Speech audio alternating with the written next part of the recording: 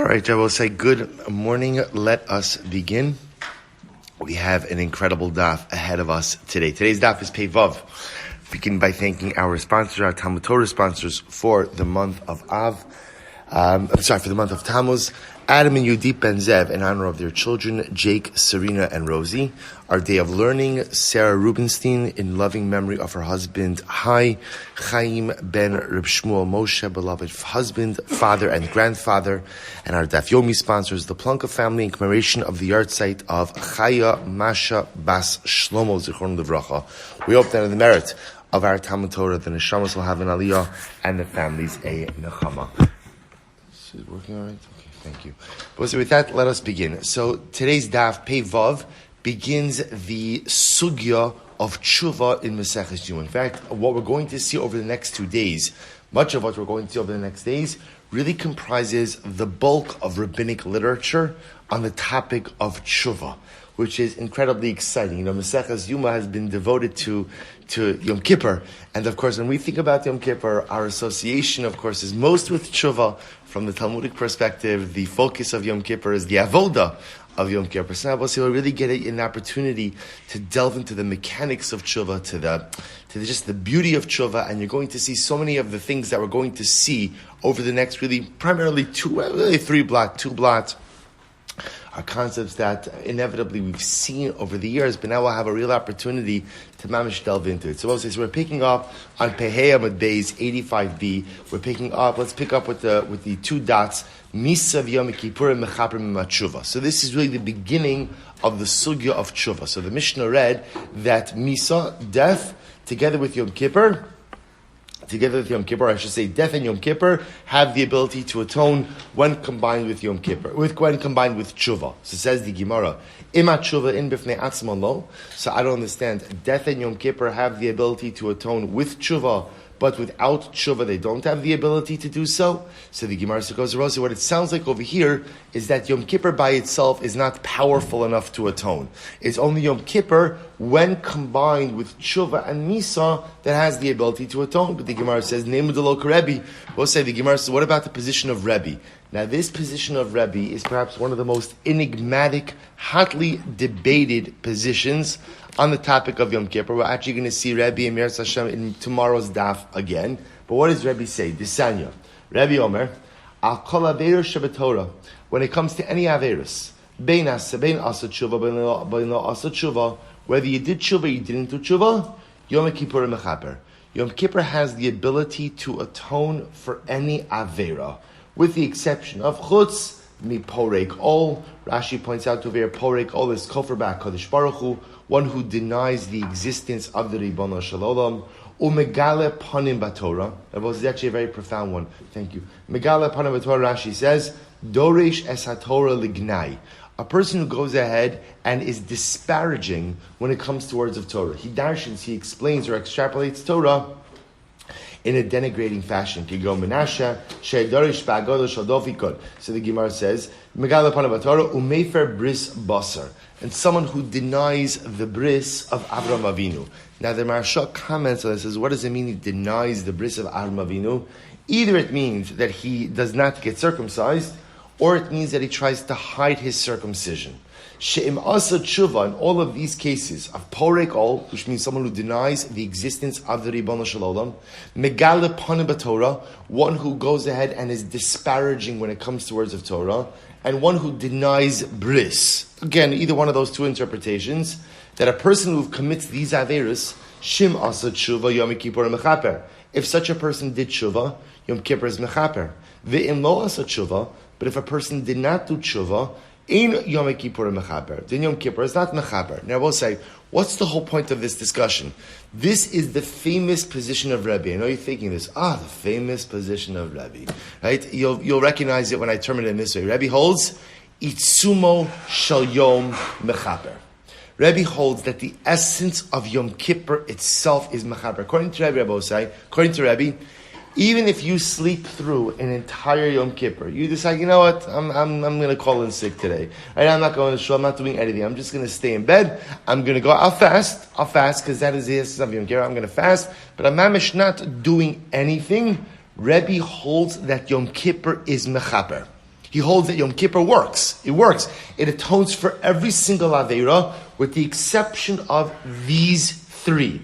Porikol, Megale Panabatora, Mefer Briso Shavim Avin, or Mefer Bris.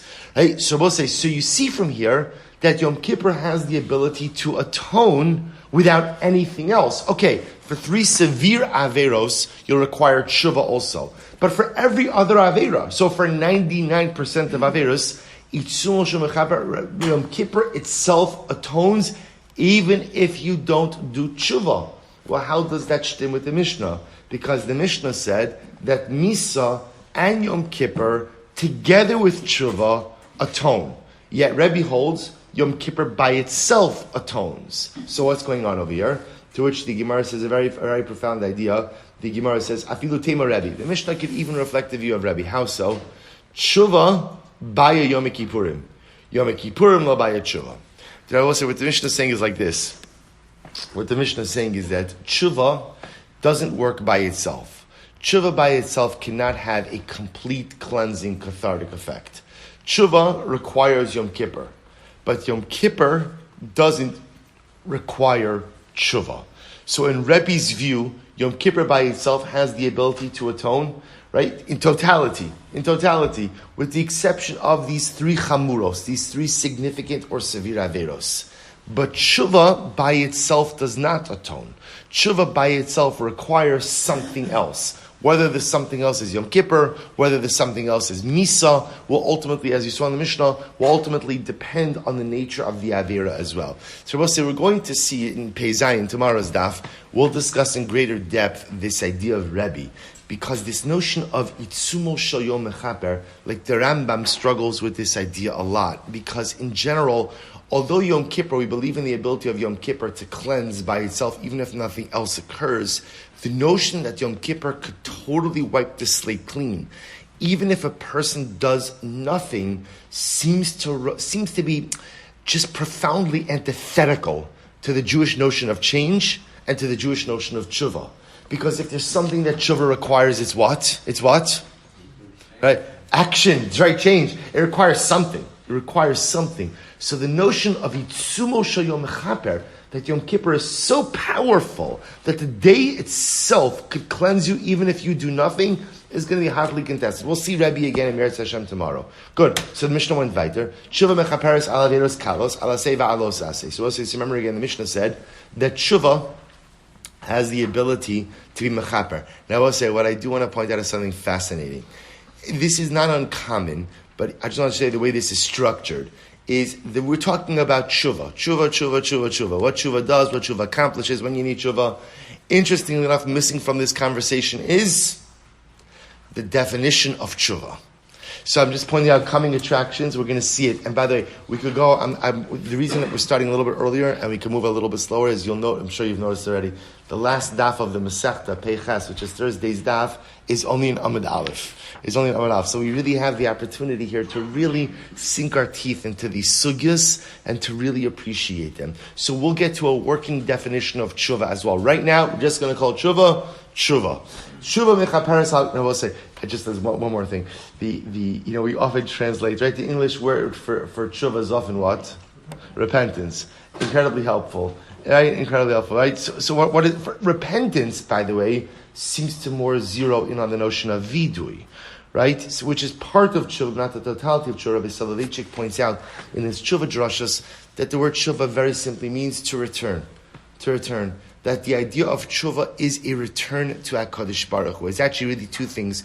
It's a return to HaKadosh Baruch Hu, and it's a return to the self. Because in Yiddishkeit, we believe that every person is inherently pure, and every person is inherently good. So by definition, I don't have to try to become good. I just have to rediscover my initial good. The good was there, just sometimes in life I compromise. The tshuva is this return. Tshuva mechaperes ala veros kalos ala seva alos ase. Tshuva is mechaper, for we'll call it minor infractions, averos kalos, ala say, the violation of positive commandments, va'alosase, and the violation of prohibitions. So the Gemara says, okay, hashta alosase mechaperes, ala se miboy.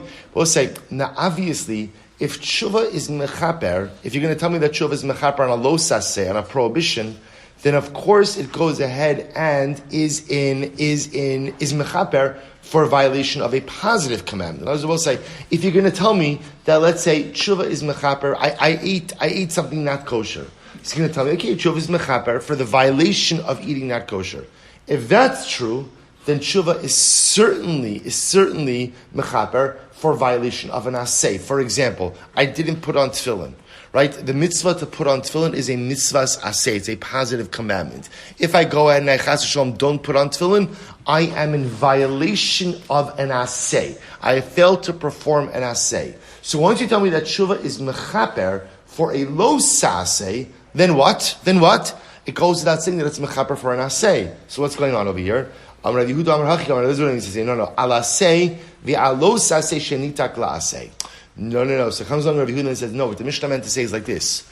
Tshuva atones for an asay, positive commandment, and for an asay or a lo sasay shenitak la asay. We'll say, what's a lav shenitak la asay? It's a prohibition remedied by the performance of a positive commandment. The paradigmatic example of this is theft, stealing, right? What's the halacha? You're not allowed to steal. And if you steal, what's the halacha? Return the item you stole. So here you have a prohibition, don't steal, but it's nitak laseh. If you chas shalom violated it, it is remedied by the performance of a positive commandment, i.e. return the lost item, or return the stolen item. Excuse me. Rabbi Yehuda says, what the Mishnah means to read is like this. The Mishnah means to say that halacha l'maisa tshuva is mechaper for an asay, and a lav hanitak la'asay, and a prohibition remedied by a positive commandment. Interestingly enough, we'll say, what do you infer from this? But tshuva by itself is not mechaper for a regular lav. Right? That if you violate a regular lav, apparently tshuva by itself is not enough. Now what does it mean tshuva by itself is not enough? It sounds like what else will you need? Yom Kippur, possibly, depending on the severity of the lav, maybe chas v'shalom yisurin, suffering, and depending on the severity of lav, maybe chas v'shalom misa, but tshuva by itself will not work for a lav. So the Gemara says, "V'alo sasei gamar lo or minu he elu ein kalos." But so when the Mishnah says that tshuva is mechaper al averos kalos, light averos, less severe averos. What are examples of less severe averos? Asay v'lo sasei. The example would be a positive commandment, a prohibition, top of Pevav, chutz mi lo sisa, with the exception of lo sisa. We'll say lo sisa, the second of the Aseres Hadibros. The Torah says, lo sisa Shem Hashem al-Ker Chalashav, do not take God's name in vain, because why? The Pasuk says, ki lo yinake Hashem es asher yisa shmo lashav. Hashem will not absolve one who takes his name in vain. So you see over here, the Brisa says explicitly that tshuva is mechaper for an asay and for a lo sasay, with the exception of lo sisa. Taking Hashem's name in vain is so severe that tshuva by itself will not be mechaper. So we'll say, see, you see over here that tshuva is mechaper for a lav, to which the Gemara says, no, lo sisa v'chol d'damila. It means tshuva is not mechaper for lo sisa and anything like lo sisa. What does it mean like lo sisa? Lo sisa is a complete lav. So anything that is a full-fledged lav, tshuva by itself is not mechaper for. Tashma, Rabbi Yehuda Omer, kol shumi lo sisa ulamata tshuva mechaperes. So Rabbi Yehuda says anything that is from lo sisa and of less severity, tshuva is mechaper. Milo sisa ulamayla, but from lo sisa and above, meaning greater severity, tshuva tola. Then what happens? Tshuva suspends. And I will say this idea of tola is fascinating. The Mesilas Yesharim Michal brings down that midas hadin would require that as soon as a person commits an aveira, what should happen? What should happen? Punishment immediately. Right? That's it. You do the aveira, they should be punished. There's a midas harachamim where HaKadosh Baruch Hu essentially delays judgment. He delays judgment. So that's what it means when it says tshuva tola. So a person goes ahead, does tshuva. Tshuva suspends the sentence. Yom Kippur mechaper. Yom Kippur comes to mechaper. So I will say once again, you see lo sisa, you see a lav, to which the Gemara says, you're right, lo sisa v'chol d'damila. It means lo sisa and anything like it, i.e. a full-fledged lav. Tashma, lefi shenemar b'chorev tshuva v'nika. So I'll say the pasuk says by Har Sinai talks about tshuva v'nika, right? That if you do tshuva, ultimately one is cleansed. Yachal aflo sisa imahen. You might have thought, therefore, what? even the lav of lo sisa, if you took Hashem's name in vain and then you do tshuva, that you should be absolved. Talmud lomar lo yinake. The pasuk says, no, if you take Hashem's name in vain, you are not absolved. Yochel af shar chayve lavin kain. You might have thought that this would also be the same halacha for other lavim. That maybe when it comes to all lavim, all prohibitions, tshuva by itself is not enough. Talmud lomar es shemo. Shemo hu de'ino menake, ava menake shar chayve lavin. But we'll say it is only lo sisa, which is of great severity, that tshuva by itself is not mechaber. But for other averos, for other lavim, tshuva is mechaber. So we see over here a really fundamental machlokes about the power of tshuva on a lav. Here's what I know. So let's go with what I know. What is tshuva by itself able to take care of? Number one, asay, right? Failure to perform a positive commandment. Number two, alav hanitak la asay. But the shaila is a lav. A stam lav, which I will say, I would venture to say for many of us, that's like most of our averas are like that, right? A lav, not a lav punishable by misa, chas shalom, by karis, but a lav, a person speaks lashon hara, that's a lav, right? Person goes, right? So we don't have to go through the list of averas, right? Person goes there and say, but that's a lav. So shaila is, does tshuva by itself take care of a lav? To which the Gemara says, Tanahi, in reality, this is a subject of a machlokes tanaim. The sanyo, alma tshuva mechaperes. What is tshuva mechaper for? Alasei va'alosa se shnita klase. So we'll say number one, and I say failure to perform a positive commandment. Lo sa se shnita klase, a lav, a prohibition, which is remedied by the performance of a positive commandment. Va'alma tshuva tol yom kippur mechaper. And I will say, what is tshuva? For which averos is tshuva tola? Does tshuva suspend the punishment and allow Yom Kippur to come in and be mechaper? Al krisos va'al misos bezdin va'al lo sa'aseh gomer. So I will say, interestingly enough, according to this approach, if a person chas v'shalom violated an avera, which brings with it an iser kares, right, which are certain infractions of immorality, or going ahead and eating on Yom Kippur, misos bezdin, a person went ahead and committed certain of prohibitions which carry with them a death penalty, right? So what's the halacha? Or on a lo saseh gomer. Both say, see, according to this brisa, a lav, interestingly enough, a pure lav is grouped together with kares and misas bezdin. For those type of infractions, you need tshuva and Yom Kippur. Tshuva is tola. So tshuva essentially goes ahead and freezes divine judgment. Says HaKadosh Baruch Hu is not going to judge me right now, to allow Yom Kippur to come in and finish up the absolution. To allow Yom Kippur to come in and cleanse me from the Avera. Pretty incredible, Abosai. So again, you see this machlokes when it comes to a lav. Is tshuva by itself able to take care of a lav? Or does tshuva require Yom Kippur as well? To which the Gemara says, Amar mar, lefi shenemar b'chorei v'nika minalan. So we'll say ultimately again, so remember the Bryce has said before, since by chorev, by Har Sinai, it said vinika. By lo sisa, it says nake lo yinake. Right? So how do I know that is talking about someone who already did tshuva? The Sanya Rabbi Elazar Omer, efshar lomar nake shekvar ne'amar lo yinake. You can't say that ultimately one is cleansed of this avera because the pasuk says he won't be cleansed. Efshar lomar lo yinake shekvar ne'amar nake. But you also can't say he's not cleansed because the pasuk also says he is cleansed. To which the Gemara says, "Ha-ketzad menakehu l'shavin ve'eno menake l'she'enon shavin." HaKadosh Baruch Hu goes ahead and forgives or absolves those who do tshuva, but He does not go ahead and absolve those who do not do tshuva. So we'll say, so we'll pause over here for just a moment. I just want to point out, so the Gemara ends off with a machlokes. Does tshuva by itself take care of a lav? The Rambam paskins in Hilchos tshuva that tshuva does take care of a lav, right? Ultimately, again, tshuva by itself has the ability to take care of an asay. of a lo sa'aseh, well, an aseh, a lav hanitak la'aseh, and a stam lav. According to the Rambam, where you need more involved, like Yom Kippur, Yisurin, suffering, Misa, we're going to get into just a moment, is when you get into more complicated Averos, like Chas v'Shalom, things that are Chayiv Kares, or things that are Chayiv Misa, but Stam Alav, I'll call it just a regular Lav, the Rambam paskins that tshuva, sincere tshuva, by itself has the ability to remedy the Avera. I will say, what I'll also just point out over here is something fast. Actually, let's read the next piece and I'll tell you something interesting. Gemara says as follows. We'll say, listen to this Gemara. Sha'al Rab Masya ben Charash es Rab Elazar ben Azariah. Rab Masya ben Charash asked Rab Elazar ben Azariah Beromi in Rome. We'll see, Rab Masya ben Charash is quoted in Pirkei Avos. It's actually pretty incredible. It's quoted in Pirkei Avos as saying, have a makdim b'shlom kol adam. Right? Go ahead and greet every person. Right? Greet every person. So that Rabbeinu Yonah says, why was there Masya ben... I mean, it's a pretty obvious thing. Why did Masya ben Charash say this? Masya ben Charash was set up the first yeshiva in Rome. The first yeshiva in Rome.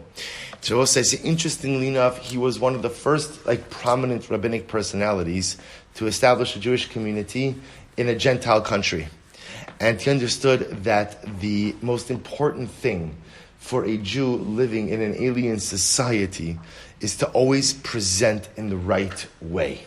To always go ahead, and we're going to see this actually in Gemara in a little bit, to present with the proper midos. And something as simple as greeting people, saying good morning, acknowledging others. What Masya ben Charash felt it's true even if you're living in a Jewish society. It's true everywhere. But alachas kama v'kama, when a person is living amongst Gentile nations and a person then becomes an ambassador of the Ribono Shel Olam, how important it is to model proper midos. In any event, Rab Masya ben Charash asked Rab Elazar ben Azariah in Rome, Shamati,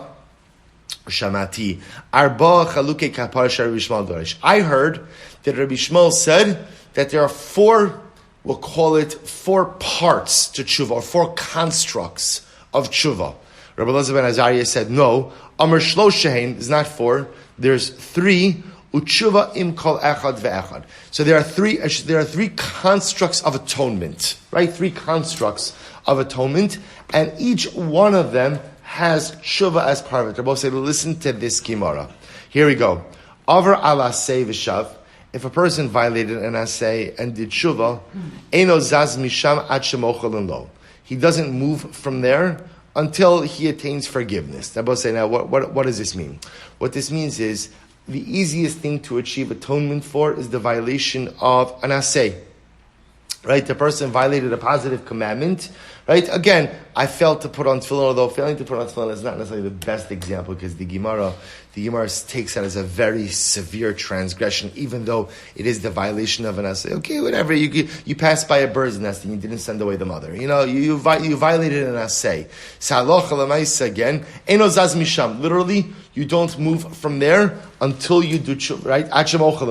Which means, I will say, that you have the ability to achieve instantaneous atonement for the violation of an aseh. Shneimar shuvu banim shovavim, because the pasuk says, "Return wayward children." The rest of the pasuk that the Gemara quotes is shuvu banim shovavim, and it says, "No Hashem kirochim." This ve'erpam shuvo seichem, and I will go ahead and heal you from your wounds. So it sounds instantaneous. Avra lo saseh vasa tshuva. What happens if a person violated a lo saseh? Person violated prohibition, vasa tshuva, and he does tshuva tola. So once again, I will say this reflects the view that for a lo saseh, tshuva by itself is not enough. Tshuva tola, tshuva suspends sentencing. Yom Kippur mechaper, and Yom Kippur comes along and is mechaper for the individual. Shneimar kiba yom hazeh yichaper alechem mikol chatosechem. So I will say, so again, number two, you violate the lo saseh. So what's the halacha? You do tshuva. Tshuva suspends sentencing, allows Yom Kippur to come in and atone. Avra al krisos umisos bezdin. What happens if a person chas v'shalom violated kares and misas bezdin? Person chas v'shalom violated averos, they carry with them much stiffer penalties. Vasa tshuva, and a person then goes ahead and does tshuva. Tshuva Yom Kippurim Tolin. So tshuva and Yom Kippur have the ability to go ahead and suspend sentencing. V'yisurim mimerakin. And it will say, here you require suffering. Yisurin is suffering.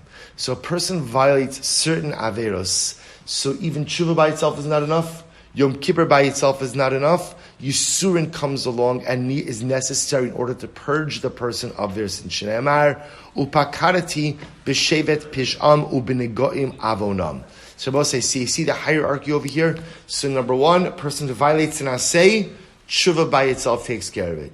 Person violates a lo sa'aseh, tshuva's tola, tshuva suspends, Yom Kippur comes in and absolves. A person chas v'shalom violates an avera that has kares, misas, bezdin. A person, so what do you need? Tshuva and Yom Kippur are tola, suspend, but yisurin, ultimately suffering, is necessary in order to purge a person of that avera. Aval mishi yish chil Hashem biyado. Rabbi say a person goes in chas v'shalom chil Hashem. Now Rashi defines, we're going to define chil Hashem in just a moment, but Rashi says chil Hashem chotei umachti acherim. We'll say the severity of chil Hashem, and again we'll see examples of this. Severity of chil Hashem is that the person himself is sinning and causes others to follow his example. That's the severity of chil Hashem. I sin and I cause others to follow my example. Avami sheyesh chil Hashem biyado ein lo koach b'tshuva litlos. V'lo b'yom kippurim lechaper, v'lo b'yisurim l'marik. Elo kulan tolin u'misa memerakes. We'll say if there is chil Hashem, which is of utmost severity, listen to this: tshuva, Yom Kippur, yisurin. All three of those are necessary to be tola. They suspend judgment or suspend punishment. U'misa memerakes. The only thing which truly cleanses one of the chait of chil Hashem is death.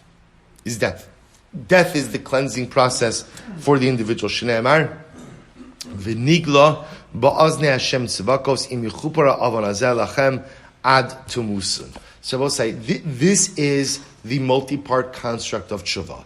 Violate an asay, tshuva takes care of it immediately. Violate a lo sasay, tshuva is tola, Yom Kippur is mechaper. Violate chas v'shalom misos bezdin krisos, tshuva, Yom Kippur, tolin, yisurin cleanses. Person chas v'shalom violates chil Hashem, tshuva, Yom Kippur, yisurin, tolin, and ultimately only misa, which has the ability to fully cleanse one of the sin. But I'll say, just before we go on with this, there's two fascinating, I think, insights that come from this. Number one, what do you see from this Gemara? You see from this Gemara that not every mistake in life could be immediately rectified. Say sometimes in life we make mistakes.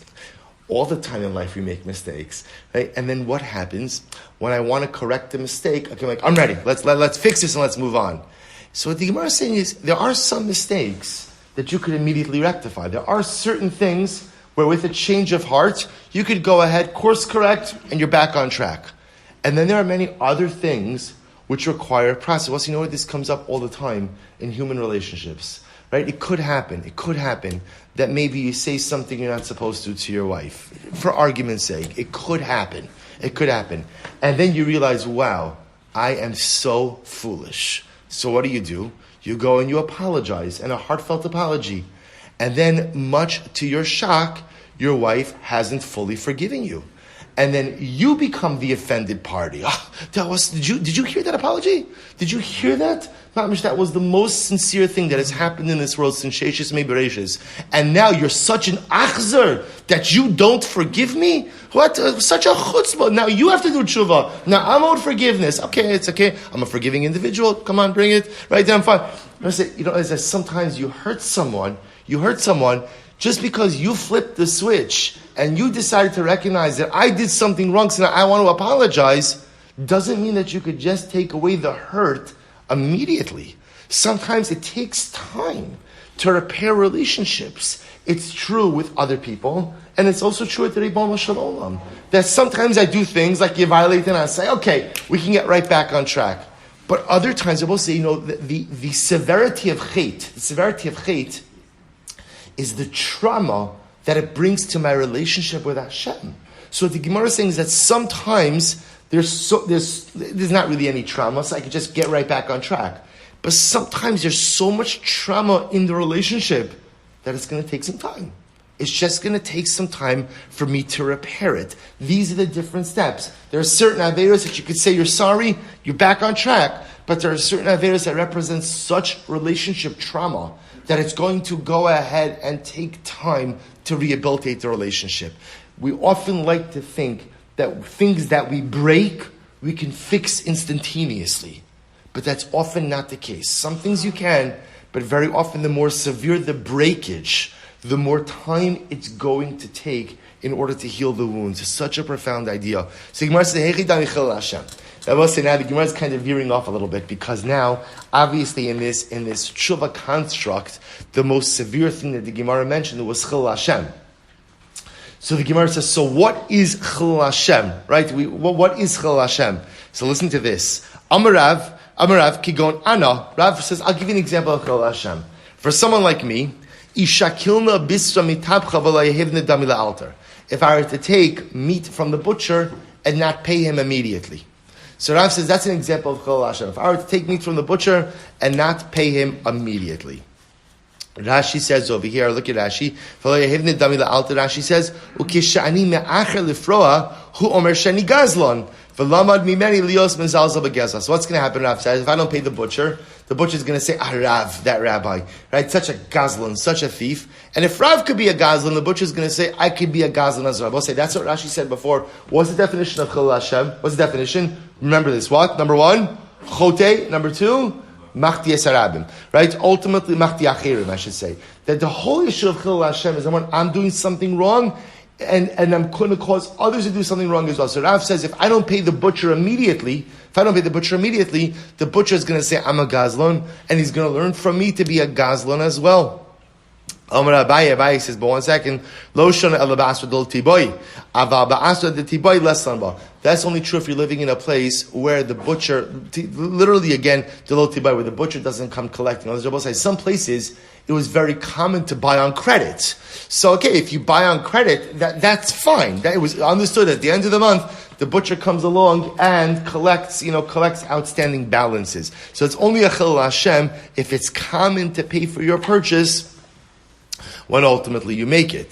Ravina said, Ravina said, by the way, the place of Masa Mechasya was a place where it was common to buy on credit, and the butcher would come to collect at the end of the month. Abaye, so let's listen to this. Abaye, so I just want to point out, according to this approach, it's interesting, that when Rav says, what's an example of Chil Hashem, you see from your something fascinating when it comes to Chil Hashem, which is that Chil Hashem is also subjective. What it means is, it depends who you are, right, and what's happening around you. So Rav says, for someone like me to go ahead and buy meat on credit would potentially be a Chil Hashem, because others may extrapolate from my behavior that perhaps I'm not paying for something and may learn in turn. So it's interesting. So obviously there are some objective forms of Chil Hashem, like the violation of an Aveira in public. But even more nuanced things could be an issue of Chil Hashem as well. So Abaye says, Amar Abaye, Kiddushaka Bisra. Let's listen to this. Abaye, when he would buy meat, Kiddushaka Bisra Mitrei Shtotvi, Yohev Zuzalahai, V'Zuzalahai, V'Hadir Mekariv L'Hu Gabi Hadodi, V'Avid Chushbina. Rabbi said, this is very profound. Abaye, when he would go ahead and buy meat from two partners. So in other words, let's say he was buying meat from two partners. Let's say, what would Abaye do? It's incredible. He would pay full price to both partners. Then he would bring both partners together and settle up. Say, guys, I overpaid you. Refund part of the money. We'll say, why did he do this? Because remember, presumably when you're buying meat, both partners aren't present. One's going to see that Abaye took the meat. They may be choshesh that chas v'shalom. He didn't pay for the meat. So what he would do is he would double pay. Now chas v'shalom, don't be choshesh that he overpaid. He's Jewish, right? He didn't overpay, but rather he just double paid up front to avoid any chas v'shalom appearance of taking something that's not his. Then they would bring the partners together and settle up. Rabbi Yochanan said, Kigon Ana. I'll give you an example of Chil Hashem. Rabbi Yochanan says, for someone like me, if I were to walk Dalet Amis without learning and without wearing tefillin, that would be Chil Hashem. Say how we should be on that level. Look at Rashi. Ana de masigna ve'ina kol yodin shenechalashte beger sasi ulameitin hemene lihibatam Torah. Boss, listen to this. Rabbi Yochanan said, if people see me walking in the street without my tefillin, or walking in the street and not learning, so they don't know that I was wearing my tefillin the whole day, or I was learning the whole day. But so the only thing they see is right now, I'm bottle. Right now, I'm not doing anything. And they're going to learn from me that, hey, if Rabbi Yochanan is bottle, I could be bottle, right? I could also go ahead and waste my time as well. So isn't this incredibly profound? Right? Rabbi Yochanan said, therefore, I always have to walk around with my tefillin and always learning, so that no one should ever think that they could learn from me, that you could be Yoshev bottle, that you could be doing nothing. Pretty incredible. Yitzchak Tevi Rabbi Yanai Amar, Kol shechaverav mispaishin machmas shmuaso haynu chil Hashem. But say, what's chil Hashem? Any time that one's friends are embarrassed about what they say, if my friends are embarrassed about what people say about me, that's chil Hashem. That's chil Hashem. Or as I will say, so if I live a life where people are talking about me in disparaging terms, that's called chil. Then I am making a chil Hashem. Which I will say, such an incredibly profound yisod. Because what Yitzchak Tevi Rabbi Yanai is saying is, sometimes a person says, I don't care what people think about me. I don't care what people say about me. It doesn't matter. It does matter. It does matter. We're going to see why it matters in just a little bit. And that if there are not nice things being said about, I don't mean like slander. Unfortunately, people often have not nice things being said about them. But Lamais, again, if I'm living life in such a way where people speak negatively about me, then unfortunately, again, I have become a chil Hashem as well. We'll say, if I live the type of life where people say about my actions, God should forgive him, that's a chil Hashem. That's a chil Hashem. So we'll say, so what's interesting about this is as follows. The common denominator amongst all these examples that are given is they're all subjective, which is really quite fascinating. So essentially, we're going to see this. We're going to see that really what chil Hashem means is, I can't do anything that ultimately, again, has the appearance of chait and could cause other people to go ahead and follow in my sinful footsteps, or chas v'shalom has the appearance that I am engaged in wrongdoing. Now, you're going to see this next sugya clarifies. Rabbi said this is one of the most beautiful Gemaras. Beautiful Gemaras. Listen to this. Abai Amar. Rabbi saying it's worth it a whole shas. A whole shas is worth it for the next 5 lines. Kedisanya. Rabbi say, listen to this. Abai says, let me explain to you why chil Hashem is so severe. V'yahavtas Hashem Elokecha. You shall love Hashem your God. And Rabbi saying, no, that the most. What's the kasha on this pasuk? That you have to love Hashem. What's the kasha? What's the kasha? How can you legislate emotion? You can legislate behaviors. You cannot legislate emotion. You cannot go ahead and command someone to love you. So what's the pshat? The Gemara says, you're right, it means something else. What does it mean?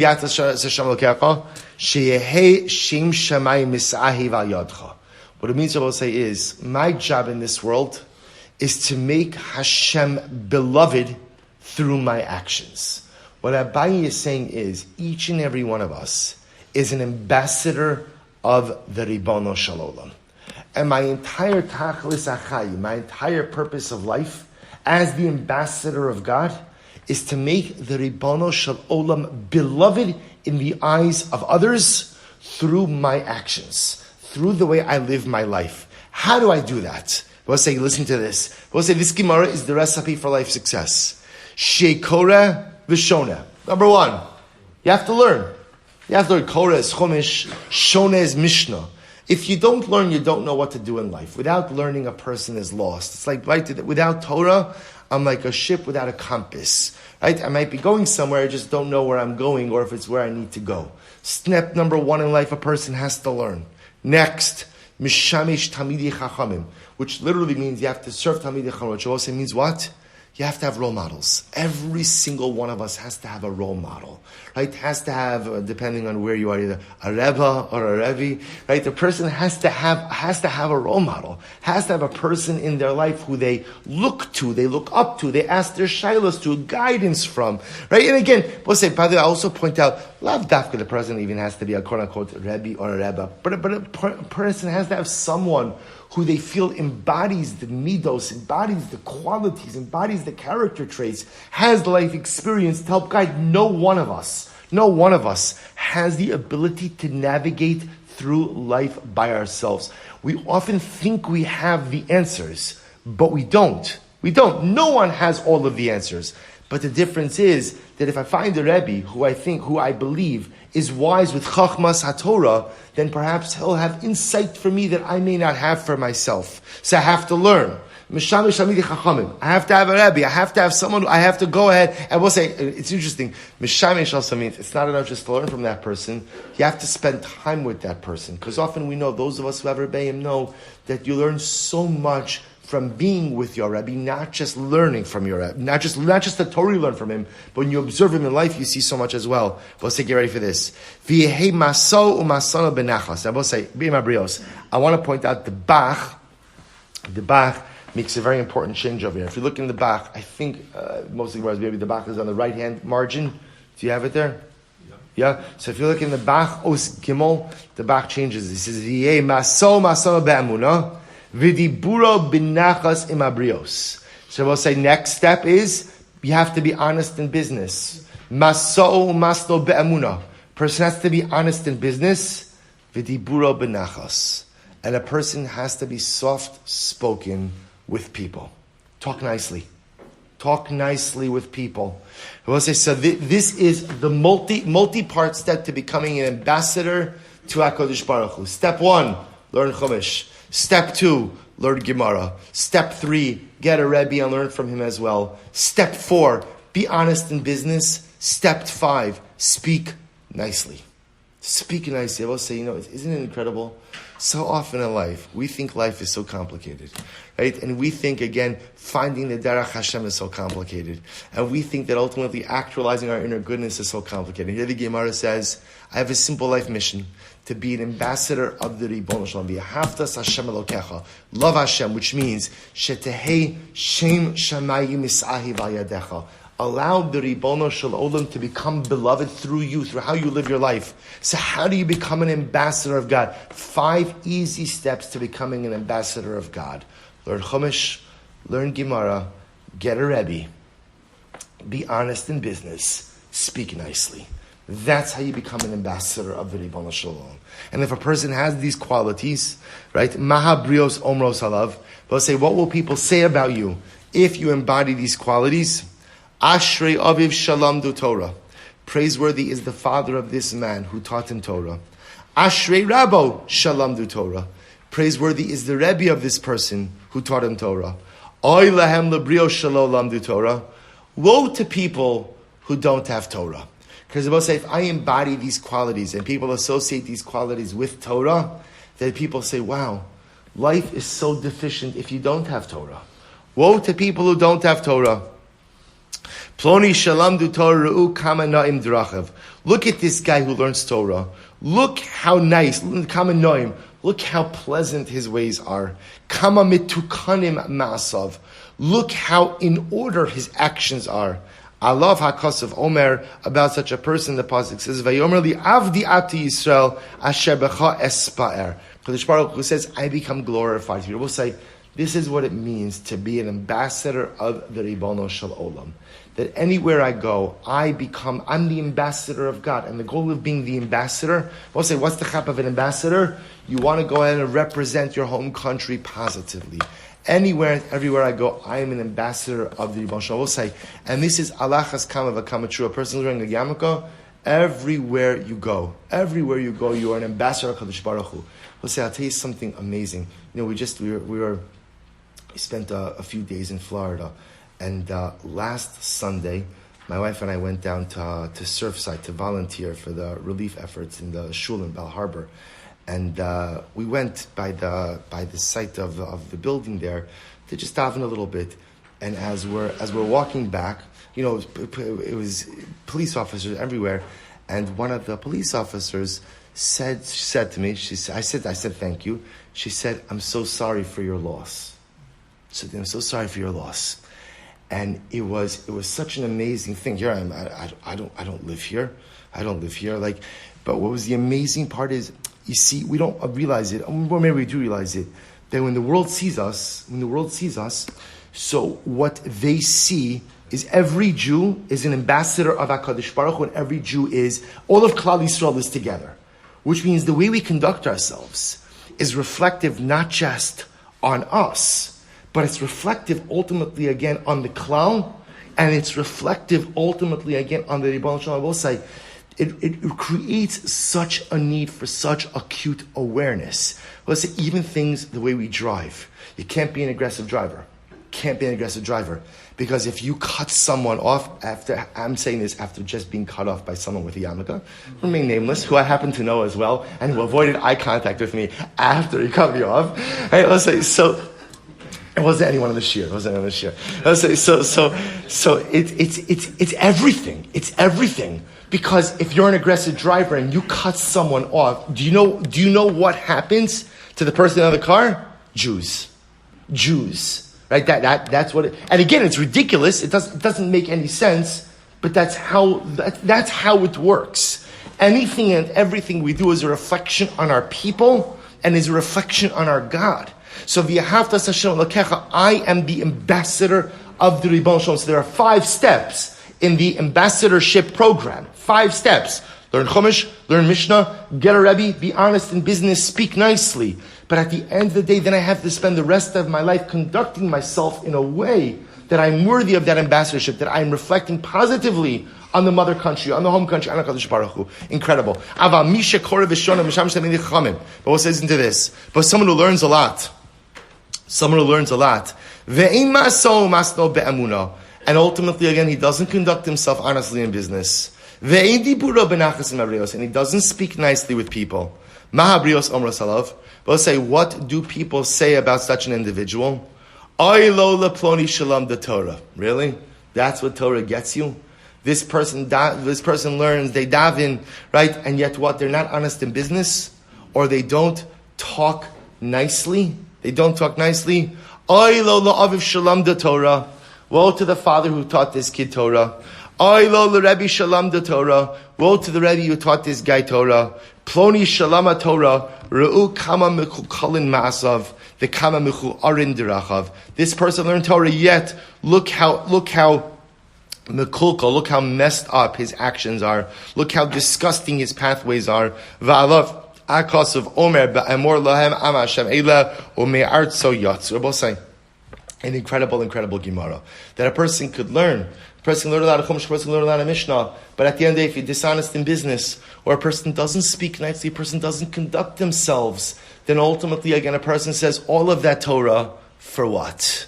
For what? What does Torah get you if you can't be a mensch? What does Torah get you if you can't, chas v'shalom, be honest? What does Torah do for you if you can't just be a good person? Such an incredible yisur. I will say, shetehei shem shamayim misahiv al yadecha. Absolutely incredible. So the Gemara goes weiter. Back to tshuva. So we'll say, the reason why am I bringing this up? Why is this Gemara here? Because this comes on the heels of Chilul Hashem. Now you understand why Chilul Hashem is so severe. Because we'll say, what does Chilul Hashem really represent? What does it represent? It represents a profound shirking of my ambassador responsibilities, right? Meaning, making a Chilul Hashem is the antithesis of V'yahavtas Hashem Elokecha. V'yahavtas Hashem Elokecha means I have to make Hashem beloved through my actions, and Chilul Hashem is I am disparaging Hashem through my actions. Now I understand the severity of Chilul Hashem. Let's say, we always speak about the severity of Chilul Hashem. Why is Chilul Hashem so severe? Because Chilul Hashem goes against my fundamental life mission. What is my life mission? What is my life mission? V'yahavta es Hashem Elokecha, she'ehei shem shamayim misahiv al yadecha. My core life mission is to make the Ribono Shel Olam beloved in the eyes of the world through my actions. When I chas v'shalom engage in Chilul Hashem, that's the antithesis of that. Good. So the Gemara goes weiter. These are just magnificent Gemaras. Gedol tshuva shemavir refuah li'olam. We'll say tshuva brings healing to the world. Shene'emar erpa mishuvasam avem nidava. Ultimately, again, because literally the pasuk says erpa mishuvasam, I will go ahead and heal them from their waywardness. So you see, tshuva brings before us. Tshuva tells you something amazing. So what is chait? What is chait? Chait is holy. When a person sins, there's a spiritual sickness. There's an illness. There's a malady that's there. Chait ultimately, again, introduces spiritual illness. And tshuva is the remedy. Erpa mishuvasam. Rabbi Chana bar Chanina Rami Ksiv Shuvu banu shovavim. So I'll say, so Rabbi Chana bar Chanina contrast the psukim. One pasuk says, Shuvu banu shovavim. Return wayward sons. Demei kara shovavim atem. In the beginning it says that they are shovavim. Right? Ultimately, again, I will say, so what it means is, it calls them banim shovavim. So I will say, which ultimately means that once a person does tshuva, so tshuva says essentially is that chait, it was just an act of foolishness. Right? So just an act of foolishness. It wasn't a real rebellion, just an act of foolishness. Uksiv erpa mishuvosechem, but then it says you will be healed from your illness. So it calls chait an illness. So I will say, when a person is healed from an illness, sometimes there are residual effects of the illness that remain. So one pasuk seems to indicate that when you do tshuva, the chait is written off just as an act of foolishness. Other pasuk treats it like illness, which indicates that there are some residual effects that may be left even after tshuva. So which one is it? Lo kasha kan me'ava kan me'yira. One is talking about tshuva done from ava, from love, and one is talking about tshuva done from yira, from fear. And I will say the topic of tshuva me'ava, tshuva me'yira is quite a profound one, and many different definitions. We'll just go. My goal with these gemaras is just to give you pshat, although there is so many more levels. But I will say on a pshat level, tshuva me'yira means a tshuva that is motivated out of fear of punishment. Every chait generates an onesh, a punishment. I don't want the onesh. So tshuva me'yira means I am fearful of the punishment, and I'm doing tshuva to avoid the punishment. Tshuva me'ava means I have a profound love and longing for HaKadosh Baruch Hu. And I recognize that actually the greatest fallout from sin is the separation or the distance it creates between me and my Father, my Creator. Tshuva me'ava means I love HaKadosh Baruch Hu so much, I yearn to bridge that chasm. I yearn to bridge that gap. And so I want to come back, not out of a fear of punishment, but out of a love for my Father. So the Gemara says, tshuva me'ava, tshuva me'yira both work, but they accomplish different things. Rabbi Yehuda Miksiv, Shuvu banu shova har meshuvosechem. One pasuk says, return, O wayward children, I will heal you from your waywardness. Uksiv, hine anochi ba'alti bachem valakachti eschem, echem yershnaim mishpacha. Shabbos say, so one pasuk seems to indicate that after tshuva, we're considered like banim, children, and one pasuk seems to indicate that we're considered like servants. So which one is it? After tshuva, we like children or servants. Lo kasha, kan me'avo yira, kan ha'idei yisurin. Both say, if we do tshuva me'ava or me'yira, either from ava yira, we become like children. But if we do tshuva only as a result of suffering, in other words, if we suffer as a result of our sins and then do tshuva, then we are like servants. Am Rabbi Levi, Gidol tshuva, shemagas at kisya kavod. Tshuva is great, Rabbi say, that tshuva reaches the entire kisya kavod. Tshuva reaches directly to HaKadosh Baruch Hu. I mentioned this, I think a little while ago. You know, in the Slichos, we have that last paragraph of Machnise Rachamim. Right, beautiful paragraph. Machnise racham machnisu tfilasenu. We speak about to the malachim, right? Machnise, those who bring in the supplications, bring my tfilos before HaKadosh Baruch Hu. The Talmidei Agra, the Vilna Gaon, Ruchai Volozhiner, omitted this paragraph. They took it out of Slichos. They felt it did not belong. It crept in there erroneously. Why? Because I don't need angels to deliver my tfilos. I don't need it. It's not necessary. My tefillos have the ability to get to HaKadosh Baruch Hu all on their own. That's the Gemara over here. Tshuva is great. Shemagas al kisya kavod. I don't need intermediaries. I don't need malachim. Shneimar shuva Yisrael ad Hashem Elokecha. Because the pasuk says Yisrael, come back ad Hashem Elokecha. Come back to Hashem. Literally, I have the ability through my tshuva to reach ad Hashem Elokecha. Amadeus. There is an Amadeus, right? So here we go. Rabbi Yochanan. Now, like I said, don't worry. We are right on track. This is all well thought out, right? Right on track. The last daf is only in Amud Aleph. So, Rabbi Yochanan, Gedol Tshuva Shedocha Lo Sasei Shabbatorah. Listen to this. Tshuva is great in that tshuva has the ability to be docha losas. It has the ability to go ahead and set aside a prohibition. Shene Amar, because the pasuk says, Leimor hein yishalach ish es ishto v'holcha meito v'haisal ish acher hayoshu ve'eleh ol talo chanuf techani fa'aretz ahi v'at zanisari im rabim v'shuv eleinu om Hashem. But so now what's the lav? The Gemara is quoting over here a pasuk from Navi. So what's the lav? So we'll say there is a lav. The lav says like this: if a man goes in and divorces his wife, couple gets divorced, and then a woman marries someone else, husband number 2, and then that marriage doesn't work out. She divorces husband number 2. And she decides that she wants to come back to husband number 1, you're not allowed to do that. That's an Issa Isa. Right now, Issa Isa. Yet amazingly enough, HaKadosh Baruch Hu does that with us. Klal Yisrael, we divorce ourselves from Hashem, we go and we follow other things, we marry someone, something else, that relationship doesn't work out, now we want to come back to HaKadosh Baruch Hu, and amazingly enough, what happens? The Ribbon Shalom takes us back. We'll say, isn't that incredible? So tshuva is so great that it even has the ability to be docha lo saseh. The Torah says you cannot remarry your ex-wife after she marries someone else, but yet HaKadosh Baruch Hu does so. Incredible. Rabbi Yonasan, Gedola tshuva, just incredible. Shemikareves as hageula. Tshuva is great because it brings the geula closer. I will say once again, the Bach changes this. The Mesoras Hashas changes this on the left-hand margin. Biyalkut Isa Shemevia. No.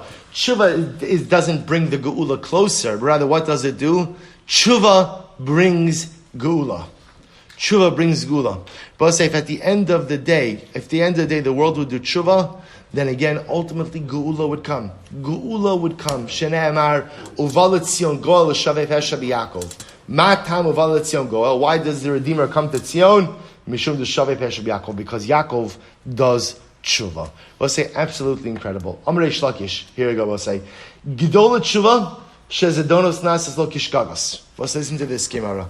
Tshuva is great because one's intentional averos become like unintentional averos. We'll say, if I committed an avera intentionally, and then I did tshuva, my tshuva has the ability to transform my intentional averos into unintentional averos. Intentional averos into shkagos. Shnei Amar, Shuva Yisrael ad Hashem Elokecha, ki kashalta ba'avonecha. Return Yisrael to Hashem, for you have stumbled over your avon. Now, avon is mezitu, v'kakarli michshol. Yet it says stumbling. Stumbling means an accident. So you see from here that with tshuva, you have the ability to transform intentional averos into unintentional averos. Ini, is that so?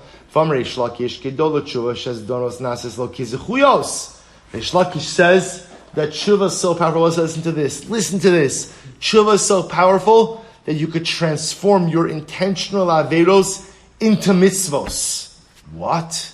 You could transform your intentional averos into mitzvos. Shneimar obishuv rasha merishaso va'asa mishparut stak aleim chaya or yichya. So we'll say, so which one is it? Which one is it?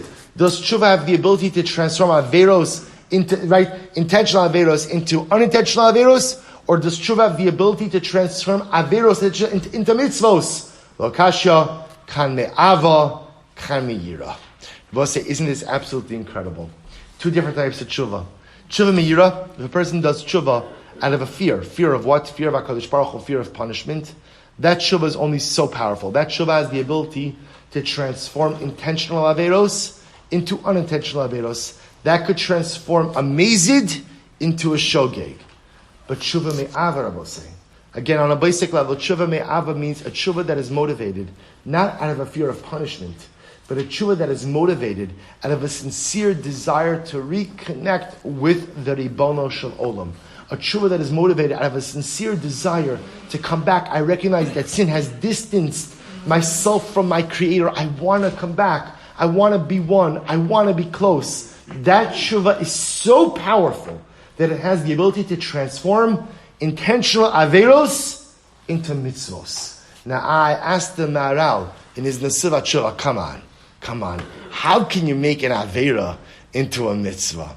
So we'll say the Maharal says very profoundly, a very simple yesod. I will say sometimes it's the avera itself which goes ahead and pushes me to change. Sometimes I hit such a rock bottom, and it doesn't have to be rock bottom, but sometimes I realize I've fallen so far off course that I need to go ahead and course correct and get back on the right derech. Shabbos says sometimes the greatest catalyst for change is the Aveira itself. When the Aveira becomes the catalyst for change, then it's Nasa Mitzvah. Then the Aveira itself becomes the Mitzvah.